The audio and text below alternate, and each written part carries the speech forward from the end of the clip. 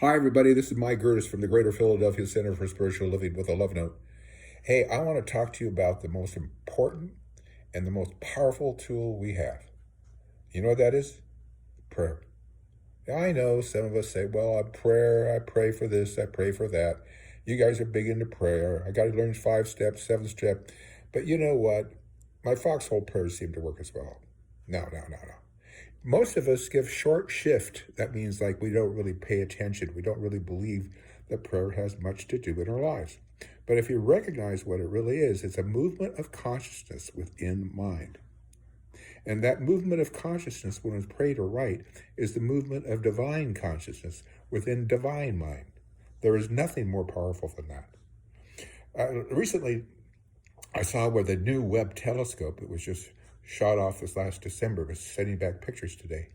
And they showed galaxies that we have never seen before. Now, can you imagine the power that and the intelligence that runs those galaxies and put them out there and keeps them going? That's the same power we're dealing with at our level, at our ability. And you may say, wow, that's pretty far out. Well, yeah, it is pretty far out. You might say, well, how come if I pray, I don't necessarily get what I want? Well, perhaps because you're not expecting it to begin with. Perhaps because you're not praying aright.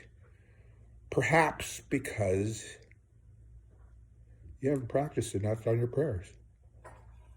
You see, prayer muscle is sort of like any other kind of muscle. The more you practice it, the better you get at it. Now, I'm going to give you some suggestions without getting too complicated that you can start with. One of them is, if you know how to get centered, well, this is what I do to get centered. I just sit in a quiet place. I shut my eyes and I say, I am that I am. I am that I am. And with a breathe in, and then I breathe out, I am that I am. I'm just telling you what I do. You can do anything you want to get yourself centered and at peace. And then once you've reached a point where you feel as centered, then say, Divine Mind, what will you have me do today?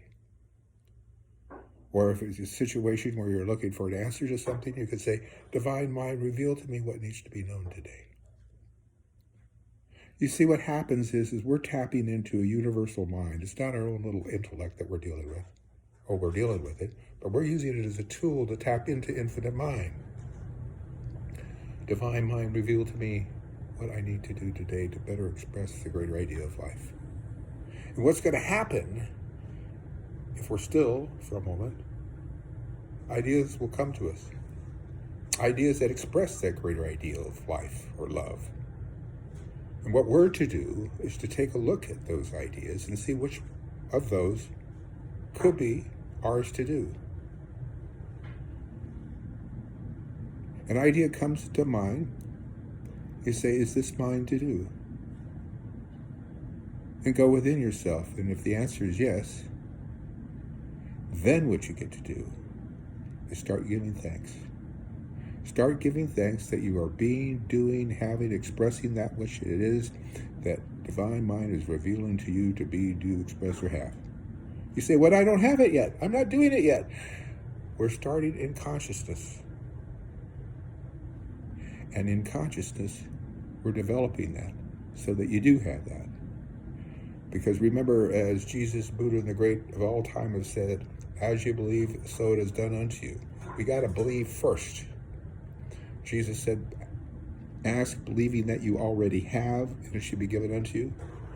We need to envision ourselves as already being, doing, having that which it is that we seek to be being, doing, having. Does that make sense? Because what happens is the universe then says yes, yes, yes.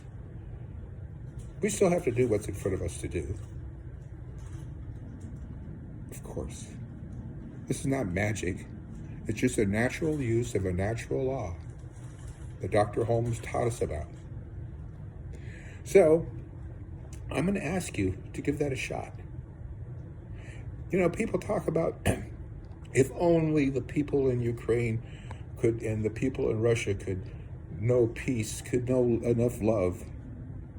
If only the kids would get away from drugs. If only people would stop driving fast and driving drunk. If only the couples would get together and love one another. All of this if only stuff. I get very impatient with if only conversations. You know why? You're focusing on what is not.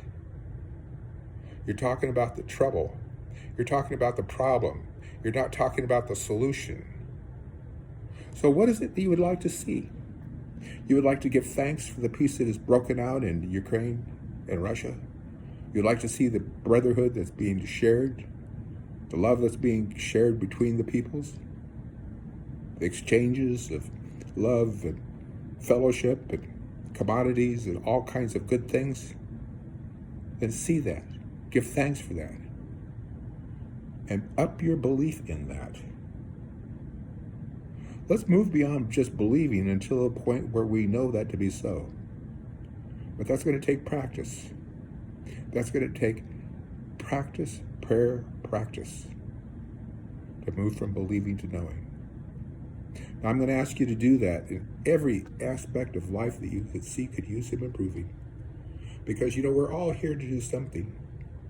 And not all of us necessarily are going to be running around as great politicians or great discoverers or great adventurers or whatever, but all of us can be an adventurer in spirit.